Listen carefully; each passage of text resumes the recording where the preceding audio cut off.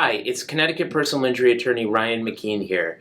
So, Amica wants you to sign a healthcare authorization so they can get your records after you've been in a car accident. And in this video, I'm going to tell you your rights, what you need to know, and why you should not give them access to your medical records. So, they want you to sign a healthcare authorization so the insurance company can go out and get your medical records.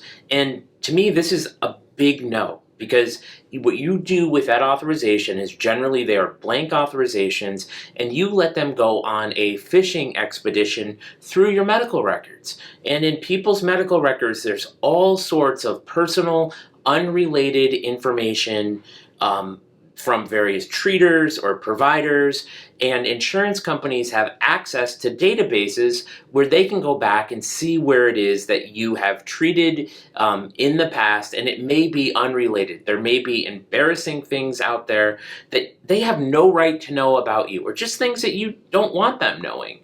So when you sign that document, you're giving them permission to go fish, and you shouldn't let that happen, because in Connecticut, insurance companies are only allowed for related medical bills and expenses, so related records. So it's even to the point in our office, we have a team of folks who redact records. So if you go to the primary care physician and you report injuries from an auto accident, and you also say, well, look, I have a stomach bug, the stuff about the stomach bug, they don't get access to. The stuff about the auto accident, they do.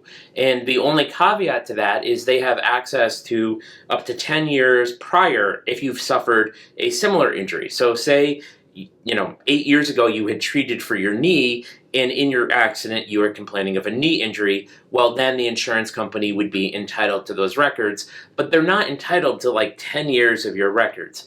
Oftentimes they will go into primary care records. Oftentimes they will use those records to try to discredit you, to try to embarrass you at deposition, and they have no right to do it. So if the insurance company wants you to sign a release, say no. Go into your own portal, get your own related medical bills, if you want to give them over, and your own related medical records, and turn them over yourself, or hire a lawyer to do that for you to get those records to them, but do not give them a blank check to go fishing through your health records. If you have any questions, don't hesitate to give me a call, 860-471-8333.